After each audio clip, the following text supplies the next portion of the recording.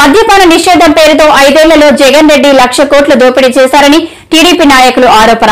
YCP తమ మేనిఫెస్టోలో మద్యపాన నిషేధం అని చెప్పి జగన్మోహన్ రెడ్డి సీఎం అయిన తర్వాత మద్యం ద్వారా కొన్ని లక్షల కోట్లు దోపిడీ చేశారని టీడీపీ నాయకులు మండిపడ్డారు.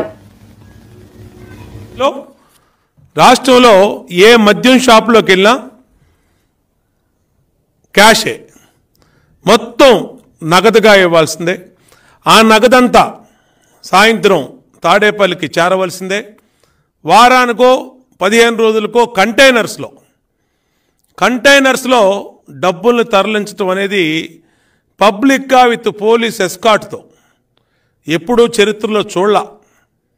కంటైనర్లు మీడియాలో రెడ్ హ్యాండెడ్గా దొరికినా ఎక్కడా పట్టించుకున్నటువంటి పరిస్థితి. ఈరోజు గతంలో తెలుగుదేశం ప్రభుత్వంలో అత్యంత ట్రాన్స్పరెన్సీతో పారదర్శకమైన మద్యం పాలసీని ఆ రోజు అమలు చేశారు. రాష్ట్రాల్లో ఇతర రాష్ట్రాల్లో కూడా అన్ని బ్రాండ్లు ఏదైతే జనరల్ బ్రాండ్స్ ఉన్నాయో ఇతర రాష్ట్రాల్లో అన్ని చోట్ల ఉండే మద్యం ఆంధ్రప్రదేశ్లో దొరికే పరిస్థితి లేదు.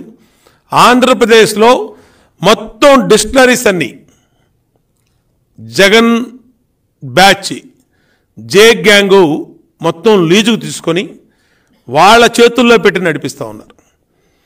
ఇప్పటికే రాష్ట్రాన్ని గంజాయిలో టాప్ చేసేశారు. దేశంలో ఎక్కడ గంజాయి దొరికినా అది ఆంధ్రప్రదేశ్ నుంచి వచ్చిందని నివేదికలు చెప్తా ఉన్నాయి. అన్ని చోట్ల, ఒక చోట కాదు. ఇవాళ నార్కోటిక్స్ కంట్రోల్ బ్యూరో ఎన్సీబీ 2021 నివేదికలో అత్యధికంగా ఈ దేశంలోనికి డ్రగ్స్ వస్తుంది ఆంధ్రప్రదేశ్ నుంచి అని చెప్పి తన నివేదికలో పేర్కొంది. అలాగే స్మగ్లింగ్ ఇన్ ఇండియా నివేదికలో ఏపీ నుంచి డ్రగ్స్ విపరీతంగా సరఫరా అవుతున్నాయి అని చెప్పి చెప్తా ఉన్నారు. ఇది కాకుండా మనం చూసాం ముద్రా పోర్ట్లో విజయవాడ సెంట్రల్ నియోజకవర్గంలో ఒక అడ్రస్ పెట్టి ఆ అడ్రస్కి ఆషి ట్రేడింగ్ కంపెనీ అని పెట్టి ఆ ట్రేడింగ్ కంపెనీ ద్వారా ముద్రా పోర్ట్లో 75,000 కోట్ల పైచిలకు డిఆర్ఐ అధికారులు వాళ్ళు పట్టుకున్నారు. మొన్నటికి మొన్న విశాఖపట్నంలో బ్రెజిల్ నుంచి డ్రై ఈస్ట్ అని చెప్పి ఒక డ్రగ్స్ని కంటైనర్లో తీసుకొస్తే ఆంధ్రప్రదేశ్ పేరు ఇంటర్పోల్ వరకు వెళ్ళిపోయింది. ఇంటర్పోల్ అధికారులు అలర్ట్ చేశారు సిబిఐ అధికారులు. బ్రెజిల్ నుంచి సోన్సో కంటైనర్లో ఇంత డ్రగ్స్ వస్తున్నాయి విశాఖపట్నం పోర్టు కంటే మొత్తం కేంద్రంలో ఉన్నటువంటి ఇంటెలిజెన్స్ వ్యవస్థ అంతా ఉలిక్కిపడింది. ఇంత భారీగా గతంలో దేశంలో ఎక్కడా కూడా డ్రగ్స్ని తెప్పించినటువంటి సరఫరా చేసినటువంటి పట్టుబడినటువంటి పరిస్థితులు లేవు. జగన్మోహన్ రెడ్డి వచ్చినాకే, వైసీపీ వచ్చినాకే ఇవాళ ముద్రా పోర్ట్లో 75,000 కోట్లు, ఇక్కడ వేల లక్షల కోట్లు డ్రగ్స్ దొరుకుతాం. గంజాయి ఆంధ్రప్రదేశ్ కేర్ ఆఫ్ అడ్రస్గా మారటం. వైసీపీ నాయకులు ఒకే భవం మద్యం షాపుల్లో, మద్యం డిస్టిలరీస్, మద్యం షాపులు మొత్తం ఇతర రాష్ట్రాల నుంచి నాన్ డ్యూటీ పెయిడ్ లిక్కర్ తీసుకొచ్చి నాసిరకం ఇక్కడ అమ్మటం. గోవా నుంచి సాక్షాత్తు నెల్లూరులో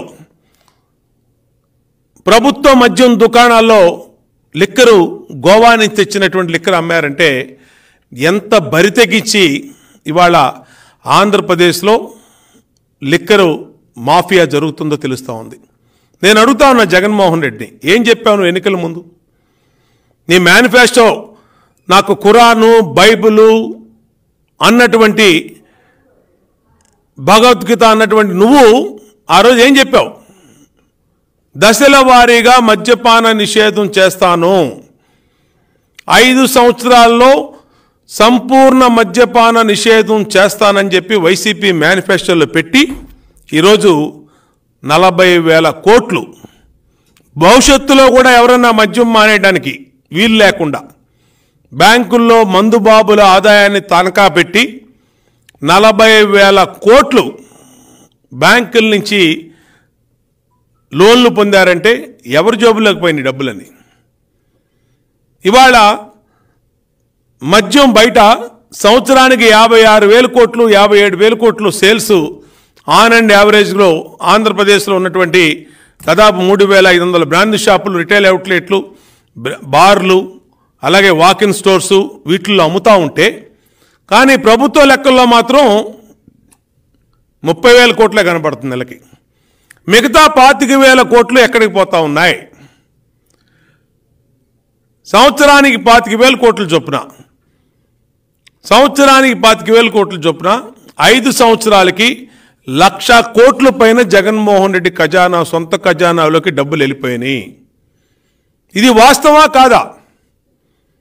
మేము చెప్పే ఫిగర్స్ అన్నీ కూడా స్పష్టమైనటువంటి అంకెలు ఇవాళ పత్రికలు రాస్తా ఉన్నాయి. అత్యంతమైనటువంటి అవినీతి మందులో, లిక్కర్లో, పాలసీలో జరుగుతూ ఉంది.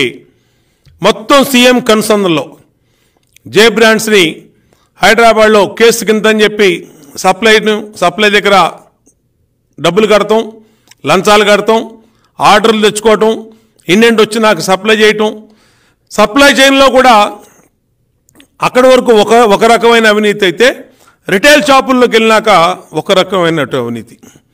ఇవాళ రాష్ట్రంలో జగన్మోహన్ రెడ్డి డబ్బు పిచ్చకి పేదవాళ్ళు బలైపోయారు. ఎంతోమంది మా అక్క చెల్లెమ్మల తాళిలు తెగిపోయినాయి. ఇవాళ వైద్యం చేయించుకోలేక, లక్షల్లో కట్టుకోలేక, అన్ని రకాలుగా కూడా ఈరోజు రాష్ట్రంలో పేదవాళ్ళు, మహిళలు తీవ్రమైనటువంటి ఇబ్బంది పడతా ఉన్నారు. ఈ నరకాసుర పరిపాలన ఇంకొక 30 రోజులు ఎప్పుడైపోతాని మహిళలు, వృద్ధులు, పేదవాళ్ళు ఎదురు చూస్తూ ఉన్నారు. కాబట్టి ఇవాళ జగన్మోహన్ రెడ్డి తాను అత్యంత అవినీతి పాలసీని, మద్యం పాలసీలో మద్యం మాఫియాని చేసి మళ్ళీ ఎదుటి వ్యక్తుల మీద వేస్తూ ఉన్నాడు. గతంలో